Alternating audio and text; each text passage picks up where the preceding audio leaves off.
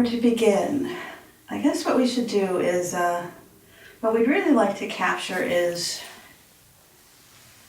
how you became more and more involved in the community over time, and just try to get a sense of what influenced you from sort of those earliest inklings.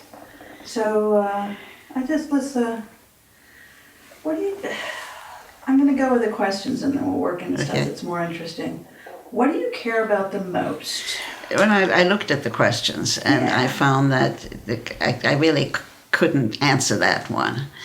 And I sort of started a little differently. That I was trained as a chemist, and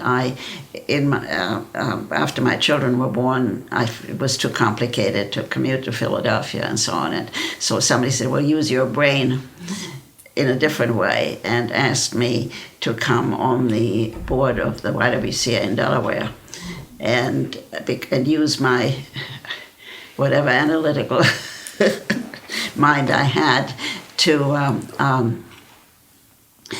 help with the finance committee and the sort of board governance and so on and so forth. And that's really how I got into not so much thinking about philanthropy, except, well, yes, it's a worthwhile organization. I've got some brains that I can use. And that sort of snowballed into what I eventually did. So the training as a scientist was the thing that gave you the leap into looking at things analytically. Right. Can you go back to your training as a scientist and talk about how did you get into that field? And I don't know, in a way it was a given. It's something that I always had been interested in. My father had had scientific training. I'd always been interested in it. And I sort of, when I went to college, that's what I wanted to do. And then... Were you the only woman? Talk about being a woman I was in science. And when was this? When were you born? I was born in 1924, but there were lots of women in science, and there were certainly lots of women trained in science. Getting the job was a different problem.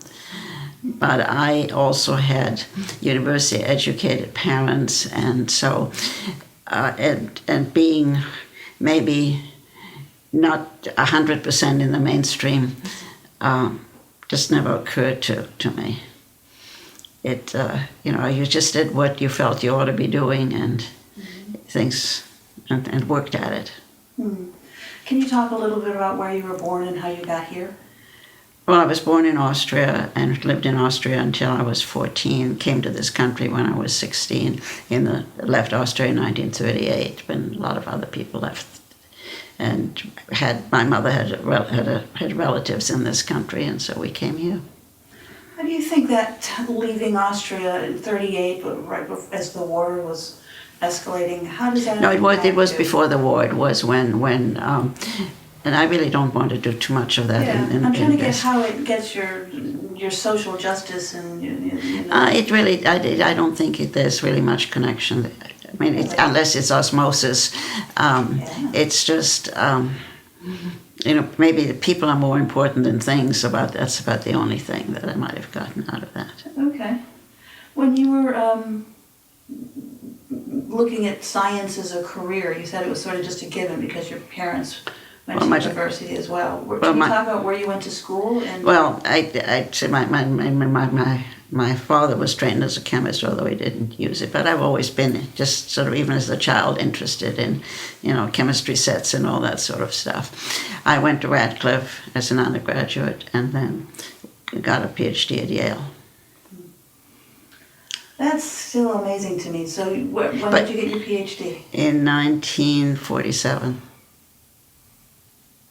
I just think, it's so difficult even in the 1980s when I was trying to be a woman working outside the home. So for you to have a PhD and start to work outside the home, that's... Well, that working outside the home was a very different story from getting a PhD.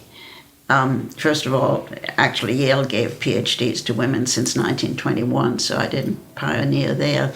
But it was during World War II, and there were no male students, and they needed people to be lab assistants for all the Army and Navy pre-meds they had, and so on. So that was partly why I went where I went and where I was accepted. But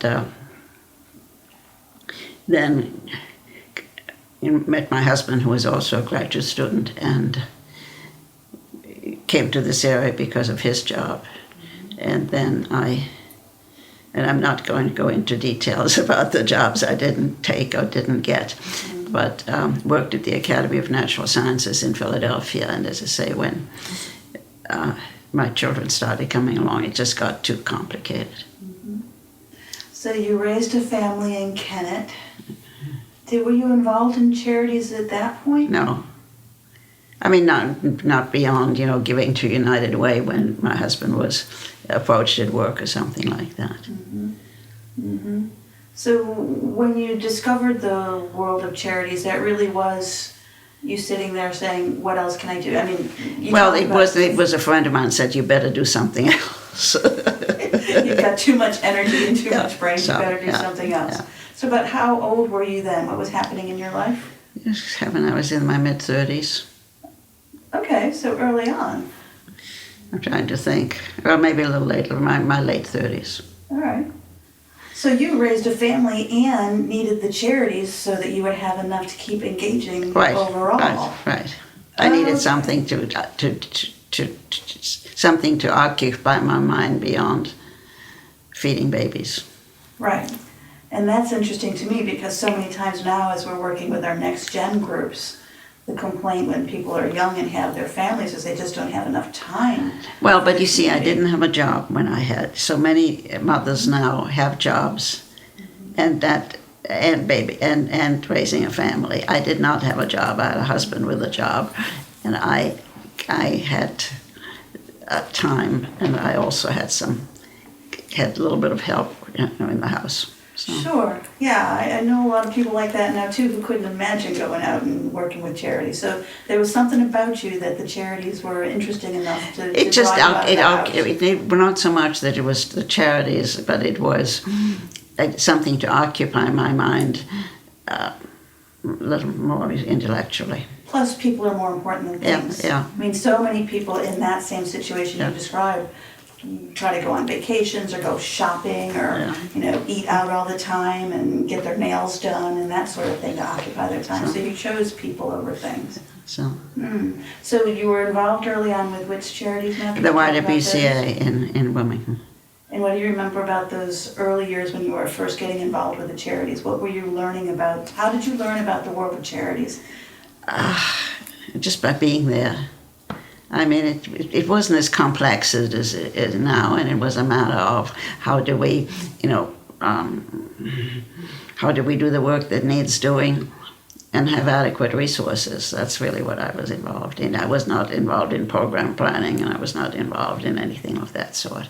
So you were involved in finances and now finances and governance. Yeah, and then of course, and then sort of an offshoot fundraising, using contacts for fundraising. Okay. Yeah. Can you talk a little bit about you're so good on a finance committee, you're so good on fundraising to help with the cultivation, and you're so good on board governance. Can you talk about how you learn that and how you try to share it with the next generation?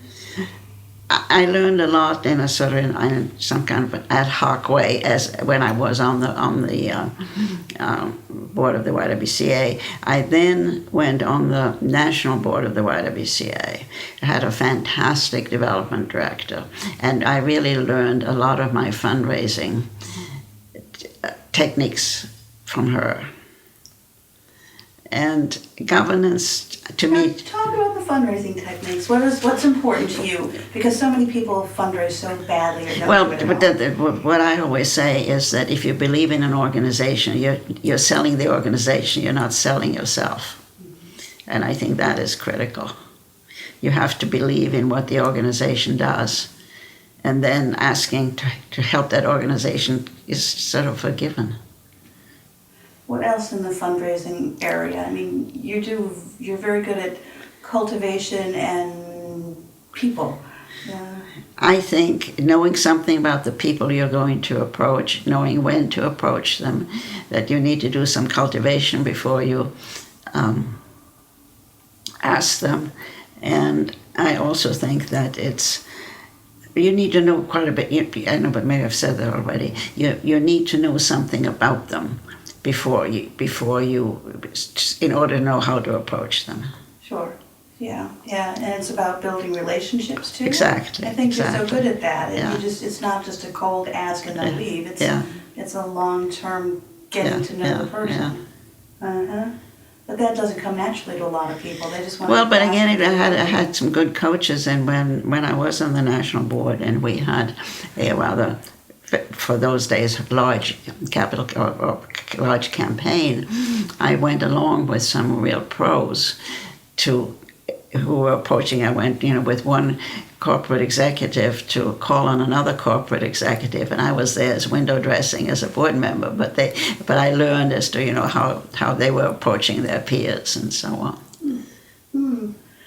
So peer-to-peer and window dressing. What do you? Well, I was there because this was in this one instance, this was a head of a corporation, and they wanted a board member. He wanted a board member with him, somebody who could maybe talk about some of the details that he did not know, but he was the one. It was his approach and his ask that resulted in the gift. Have you ever had any big surprises when you were doing fundraising calls that sort of surprised you or stunned you? And could you recount those at all? Well, not really. You know what I'm talking about. I know of one. You could recount a little bit of that. Well, I think maybe the way I want to put this is that you never know when an opportunity might arise. And yet you need to take advantage of your opportunities. And I think at one time I saw an opening in a totally unrelated, not totally, in a somewhat unrelated setting, and brought out and somehow asked for a rather large sum of money, and it happened. But I think it was because of it was nothing planned. It was an opportunity arose in my mind. Said, "Oh, why don't I, try this?" And it worked. And probably 5 other times it didn't work. But how did you react after it worked? I was speechless. I remember I think you pulled the car over. I pulled the car over and called you. When you get a 1, 2, 3, 4, 5, 6 figure pledge all of a sudden that you didn't even know you were walking into. But that doesn't happen very often. No, it doesn't. But again, that's a long-term. But it's something that energizes you to saying, well, I did this, so maybe I can do something else. Uh-huh. So that was one instance. Were there other things you learned along the way when it came to helping to, in that case, you told your story and somebody so identified with you. Yeah. No, I think it's really a matter of, there's no cookie cutter approach. You just have to really know who you're talking to and what you're selling. And be authentic. Mm-hmm. You're so authentic about it, as you said. You have to care about it, and it has to just come right out. Yeah. And it takes a long time. And as you said, many times you can ask, and things don't happen right away, too. Exactly. Mm-hmm. So that started you on the fundraising part. What about the board governance part? What have you done in that area? How have you learned about it? What do you think is important when it comes to being on a board? Well, again, this goes back to the National YWCA, which had a little booklet called Board and Staff Relations, which laid out the basics of, what is the board's responsibility, what is staff responsibility, and when can you sort of deviate a little bit. And I think that's what was my basis for, say when something was happening on a board, and I said, is this really the board's purview? So again, if you've been in this as long as I have, you know what works and doesn't work most of the time. Now, with the boards, you served on boards. Did you also have to do some board training? What's the Y relationship with the board training that you have? Well, again, I think and by the way, we're very careful to say the YW because the YM now calls itself the Y without any other initials. I didn't have any specific board training beyond what I read about it and what mistakes maybe were made at one point. There was what was it called? The Carver model that people wanted to do, which was not a functioning model. And I think some of us were very, very skeptical and tried to analyze it and then keep organizations from getting into it. So it's really a matter of studying what's available and what would apply. What didn't work about the Carver model that you remember? Mostly that the board didn't have enough information to make good decisions. Yeah, kept the board in the dark. Yep. Yeah, as a way to stop micromanaging, but went overboard. Yeah. Yeah, so all of a sudden you had... And so the balance between what the board needs to get into and what it should not get into is it's just a very fine line. Mm-hmm. And but there are times when a board has to step over the line in order if the things are not functioning. Mm-hmm. Mm-hmm. Can you talk about some of the other charities that you got involved with over the years? First it was the YW. Yeah. What other groups? By the way, one small aside is that at one point, just after I was off the board, and a friend of mine who was on the board went off the board on leave of absence, and the two of us ran the organization between two executive directors for, I think, about 3 months. So I saw a little bit of the other side. It was a holding pattern, but still, it was an interesting experience. So I've seen a little bit of that side too. The day-to-day as well. Yeah. Yeah, which makes you appreciate being able to be a board member even better. Yeah. Uh-huh. Now you want other organizations? I got into some things. I got into a couple of charity events in Delaware, and there's something called the Wilmington Flower Market, which is a great big money raiser, and I ran it for a year, or it ran me. I think there isn't much you can do in a year, but it was something very, very different, and. Then I've always been interested in the environment and got involved with the Verplanck Valley Association and then the Nixon Park in Kennett.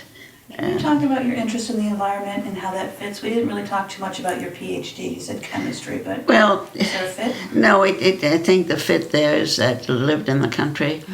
I had some land, knew the use and abuse of land, and so, again, sort of evolved. So can you talk about what you've been doing, like with Red Clay Valley and Brandywine Valley Association? Well, I chaired the Red Clay Valley Association Board at one point, and now on the governance committee and the development committee, among other things, and have been involved with the Brandywine Valley Association on their capital campaigns, and I'm, involved in their strategic planning at the moment.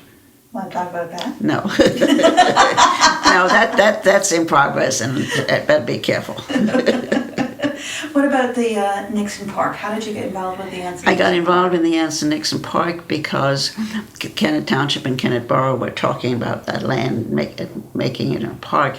And when my husband died in 1986, money in his memory was given to Kennett Township. He'd been a Kennett Township supervisor. And we knew the park was a dream at that time, and it was one of his dreams. So when the park became a reality, that money went contributed to a pavilion in the park, which is named after him. So that's how I got involved. Can you talk a little bit about Anson Nixon? Well, Anson Nixon was the chairman of the board of the Hercules Powder Company. I guess it was Hercules by then. And he was very, very interested in Kennett Township, lived in Kennett Township, was a Kennett Township supervisor at one point, and then ran the landfill authority, which was in the 60s a really, for those times, very progressive, environmentally conscious organization, and his dream was the park, and so since some of the parkland is the landfill and so on, it was named after him. And what do you do now with the Nixon Park? I an honorary board member and do whatever needs doing when it needs doing. Which parts do you enjoy the most? Just seeing how it's used by the community and how it's become such an important asset to the community. Mm-hmm. Mm-hmm. All right, I guess we better talk about these community foundation things. You were one of the only people in Chester County who really understood community foundations when you and I first met. Can you talk a little bit about your community foundation relationships? Well, the way I learned about community foundations was that I was on the board of United Way of Delaware when they would, the group there was being urged to look into founding the Delaware Community Foundation. And it was spearheaded by a man from actually Gannett, because Gannett, owned the Wilmington papers, and came to United Way and started talking about the community foundation concept. And several of us, including me, so this is never going to work in Delaware because everybody has such strong individual ideas. Well, we were proven wrong. Everybody jumped on the bandwagon. And so that's how I learned what a community foundation is and so on and so forth. And about what year was that? Yeah, I have to look it up. In the 80s? 90s? Yeah. Late 80s? 80s. Okay, all right. They're what, 40? Yeah, Well, it's in that Chester report County was again. 1994. Yeah, well, so this they was were considerably in earlier. the late So, 80s then. yeah. All right. But actually the way, I'm trying to get how I got to the the Chester County Community Foundation. Yeah, how did you find out about it? Well, I think it was it Planned Parenthood? I was on the Planned Parenthood board, and the Chester County Community Foundation was looking for people, for endowments and so on and so forth. And I think that's how, I forget, it was probably, I forget who came. It probably was Did Mike Mark, Rawl yeah, or with a board, I don't think it was Mike Rawl or Henry. Henry Jordan? Yeah, but I think it was Ian Mark. McPherson No, from it was. I forget exactly. But anyway, this is how I. And then Mike knew about me because I chaired the visiting nurses, and I had been chaired Planned Parenthood, or was on Planned Parenthood, and so I guess I chaired it. So he I think knew about some of the things I'd done in the community and thought I'd be a good board member. So Mike Rawl invited you to the board Yeah, of the Community yeah, Foundation yeah. back around 1990, It was 98 probably or 7. fairly. Well, Henry was still, for the first year or two, Henry was still board chair, so you can look at the dates. Yeah, because I got there in 2001, and so the big blow up was 2000. So it was probably 98 or 99. 99. Yeah. Okay. Huh. And you came to the Chester County Community Foundation and rose to become chair rather quickly. You want to talk about what they saw? So why you, Superwoman? Why me? Because John Featherman, I guess, thought maybe I could stabilize things. He had started to stabilize things, and I thought I could continue what he had started. Yeah. And you understood governance, you understood finances, you understood group dynamics, Yeah. strategic planning, So, community foundations, all those little things. yeah. I was a bit shocked when he asked me to do it, but it What do you worked. remember about when he asked you? But I think I went to his office. He asked me whether I could come to his office, and he said, "I have something to ask you. Will you take over the chairmanship?" It was all very blunt. Did you say yes right away, or did you have to go away and think about it? No, I think I said, why, and after we discussed it, I said, why not?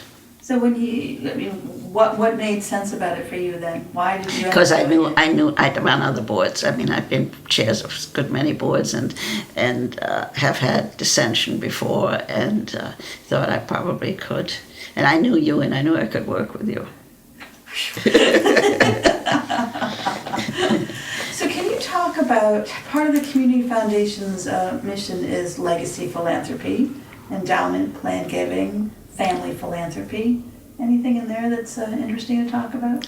Well, I think that endowment plan is critical, whether it's for the community foundation, whether it's for an organization, for a social, whatever. I think that people need to have a cushion to some sort of back.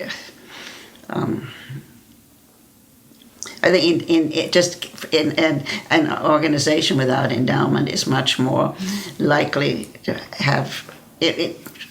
How do I say this? Start again. What? Yeah, starting again. I think having an endowment helps an organization with the, good and bad times, that there's something stable, that if it's something to have in the background and something to use when necessary. Are you We're doing okay, yeah. what's going on over I just here? had a battery run out up here, but I can see it here, so that's fine. You sure? Okay. So you believe in endowments for the nonprofit organizations. What about for the family philanthropy side, the little foundations? And getting Well, as you know, I really think that a community foundation is the answer. I think a lot of little foundations are very, they help people with their personal beliefs and what have you, but they could do the same in a community foundation with much less hassle. They do not have to worry about the day-to-day back office type operation, and furthermore, they know that the money is secure for beyond their lifetime, and from a tax perspective, it's much better to be part of a community foundation. And unless somebody has a very large amount of money, it seems foolish to have a small family foundation, because they could do exactly the same thing as part of the community foundation. the efficiency of scale. Yeah. And the bringing together. Yeah. How have community foundations do a lot with family philanthropy? Can you talk about what you've seen in your own family and their involvement in the community, and how have you helped to influence that or not? Well, I don't know. In my family, it's been sort of osmosis. The kids knew that that my husband and I gave to various organizations. When it came to their schools, for instance, as long as they went to school, we gave to the annual fund. Once they had graduated and were earning some money, I said, now it's your turn to do it. And they, even if it's very small, I think this is what you need to do. And then they've then grown, but as they've been able to do more, they've done more, and they have separate interests and different interests and so on. So it's really, in a way, by example, but also saying, we're not going to do your thing, you've got to do your own thing. Do you remember your parents' involvement in the community? Not really. It was very, very different. I mean, in Europe, that sort of thing was very, very different. This sort of personal philanthropy is very different in Europe. When we came to this country, and my mother lived in a small town in New York State, and she was on the school board, and she was on the Red Cross board, and so on. So it was, again, a sort of natural progression. But not something you grew up with No, originally, no, but no, you could see no. it once you... Yeah. I've forgotten about that whole, Yeah. the difference between non-government organizations in Exactly. the U.S. Even. And that's still very much the same. Interesting. All right, a question not on the list. People who have influenced you most. Who are some of the people that you really, when you look back, I mean, you're turning... 90, yes. 90 years Yeah. old this year, yeah. Oh, I think it's been different people at different times and Yeah. at different levels, and Like who? I mean, can you give examples of who do you see as throughout your life that you looked up to, or who helped to open a door or helped you find something? yeah, I don't really want to, name. You don't have to name you know, names, but so- talk about them. Yeah, does that make sense? Well, one of the things I think that has been very important to me, that sort of leads into this, is that through the YWCA I became involved with a great variety of people, both economically and racially and so on, and was influenced by a couple of people who looked beyond racial differences and took people as they were. And I think there are several people who fall into that, who've helped me shape my own ideas. And I was on a small board that was racially mixed, and we really didn't know. It never occurred to anybody to think about them in terms of their race. And I think that was a big influence. Sure, yeah. All right, so you had some definite influences there that put you in a different direction. What about other people can you think about who've influenced the way you're looking at things, or? Well, I think it's been on both ends of the scale. I think some people are very grassroots, down into the, very sort of I don't know if tactical is the word, people who like to work very much down in the weeds, or whatever you want to say. And I've admired some of those, but I've never really been good at that. I've also admired people who are very well-to-do and have looked at how they have been able to be philanthropists and not say, well, if I give you money, then you have to do such and such. So I think those are the sorts of people that have influenced me. Now you just said the word philanthropist. You won the Jordan Award for the Community Foundation. I don't even know what year it was now, and that's a philanthropy award. Well, when I received it, I was sort of surprised because I'm not, from a money-giving point of view, I'm not in the same league as some of the other Jordan Award winners were. But I think philanthropist has various meanings. One is the amount is giving money, but there's also the interest that you have in an organization or in organizations. And so you can interpret philanthropist in a very broad way or in a very narrow way. I think there's a certain aspect of what you do as far as influencing other people and helping to open doors. Yeah. And strategy when it comes to campaigns. Yeah. So there are many definitions of philanthropist. Exactly. Okay. So I guess when we look at that whole word about philanthropy, so I guess the question is, do you consider yourself a philanthropist in some way? And what do you like most about being a philanthropist?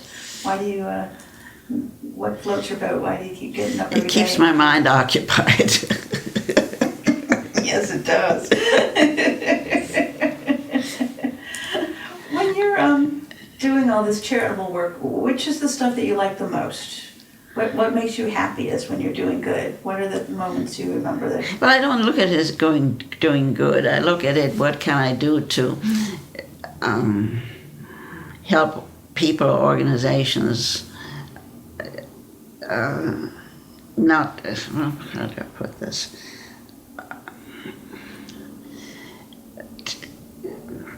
I don't want to say do the right thing, but really look at the mission of an organization and follow it and do something to enhance to carry it out.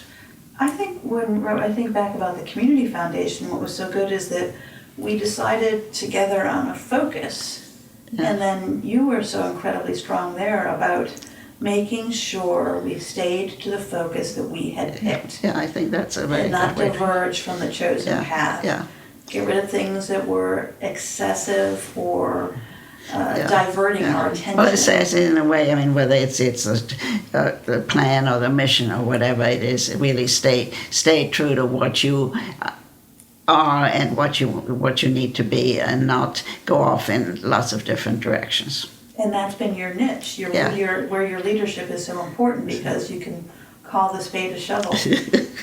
if groups are doing things that really are Yeah. secondary Yeah, or tertiary, exactly. you call it. So- You call it out there. I've never been shy and have usually voiced things, maybe sometimes too strongly, but what I think ought to be done. Do you really think too strongly? Probably not, well, strongly. You have a role with gravitas now. You can say all kinds of things, right? Have you always been like that throughout the ages? Well, a little. I mean, it's a process that's evolved, and on the other hand, it's very easy to say at this stage in my life, well, I've seen this doesn't work, so why, and yet it may work in a different time and place. So I think you have to be flexible. The older you get, the less flexible you are. That's okay sometimes.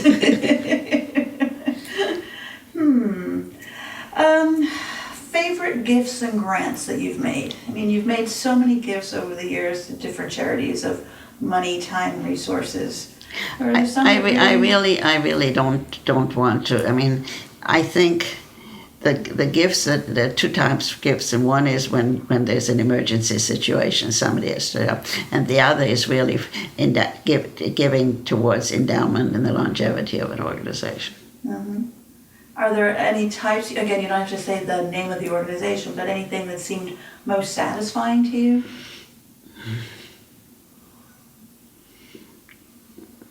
I think that you have to be very general. I think what's most satisfying is when you do something where you think it may make a difference. How can you tell it makes a difference? You can't always tell, and sometimes you're right and sometimes you're wrong. But you keep going back and trying. Exactly. So that also talks to the good things happen over time and can be measured quickly sometimes. Exactly. And being in it long enough to be able to see what evolves over time and sticking to it. Yeah, just not in and out philanthropy. And I've been in organizations that have had their ups and downs, and where I've said, why on earth did I do this? And that's what they're doing with it. And then I've pulled back. And sometimes, you make mistakes. And sometimes they're short term and sometimes they're long term. Exactly. Yeah. So to be patient. That's why I have a lot of problem, and maybe that should not be said.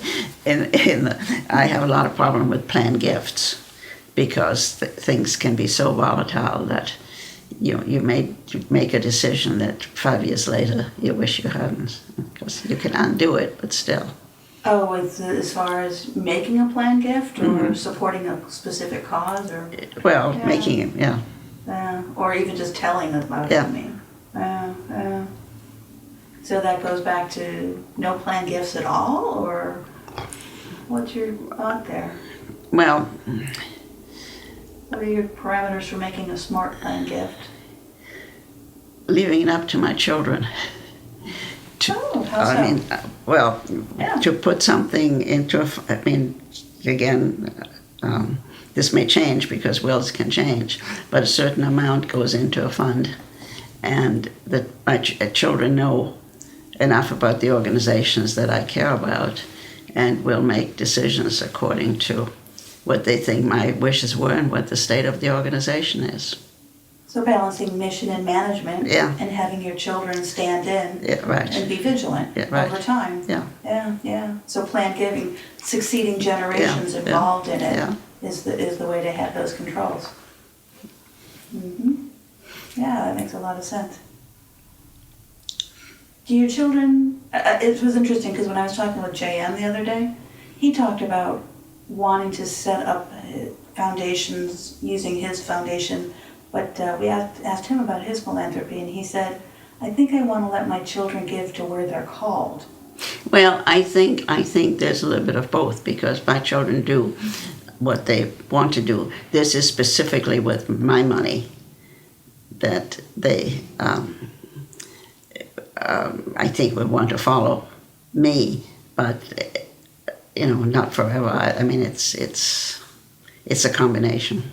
So what do you look for then? Go back and do the refresher for me. What kinds of things are you looking for in charities overall from your vantage point, both from a business side and from a mission side? I think in the business side is simple. They've got to be well managed. They've got to, when they're not well managed, they have to. The board has. Let's say if there's a director or CEO who is out of line with what the mission is and what good practice are, it's up to the board to be vigilant and do something about it. And too many times, board just let things go. And from a mission side, it really is organizations I've been involved in over the years that I continue to support because I believe in what they're doing. It's personal. Because there are lots and lots of good organizations. And the ones that you feel like you've been supporting over time. Yeah. Is there a common thread that you see in the missions of the organizations you support, or are they very different? Some of it, I think they're different. I mean, they're different niches. So a variety of causes. Yes. What happens when new causes come your way these days? It depends. I think it depends on whether they relate to things that I care about, or sometimes thinking, let somebody else deal with them. It's interesting. It is. All right, now I have to look at my questions because I haven't looked at them for a while. Kids, philanthropy, family, influential people. Why do you give? Involved in the community. When did you first realize you were a charitable person? How did you balance the needs of your family and the needs of your community? That would be one of them. Talk to the young women these days who are trying to figure that out. They want to get more involved. Well, I think they have to be very careful. I think they have to, I mean, the family situation probably has to come first. And then get involved in something where they have enough time to really be involved and not just sort of say, well, yes, I want to be on such and such a board. It's really, where can I go and spend my time most productively? So be thoughtful about it and authentic about it again. Causes. Happy is doing good. Causes you care about. All right, how about this one? How do you influence and encourage friends, family members, or coworkers to become involved in the community? Do you do anything to help influence people? Well, but maybe by example. I say, you know, I don't think you can influence somebody to do something they don't want to do. I think if somebody says, you know, I really would like to get involved in something, then just, you know, talk to them about what, but you know, they're interested, you know, what's available. But I don't think you can influence people to do things I don't think it's productive. It's a good use of your or their time. All right, so you said do by example. Can you give me a recounting of a day in the life of Eva? Like, I know that you're busier than I am on a lot of days. So what's your typical day or week look like when you're it's so variable. I mean, there are days when I don't want to do anything except work in the garden, and but you know, a lot of my week is structured around meetings that I need to go to, and the rest of the time is you know, depends on the season, depends on other people. I don't have a typical day. How many charities are you involved with these days? I think 5 or 6. And what do you do with them? Well, I'm on several finance committees. I'm on several development committees. I'm involved in strategic planning with one of them.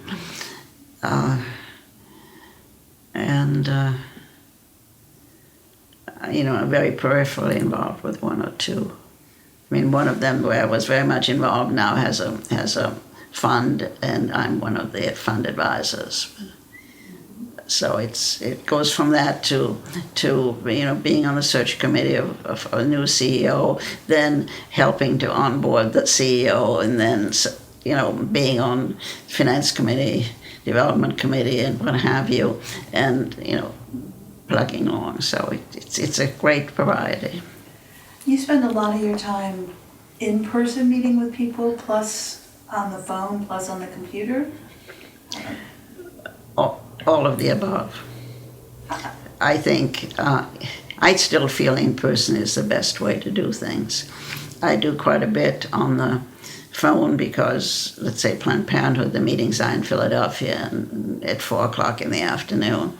But it's not nearly as satisfying because you don't see the people, you don't see the body language, and you just hear some words. Now, you do an awful lot on the computer as well, and you're pretty good at it. Not really. I'm pretty good at it when things work.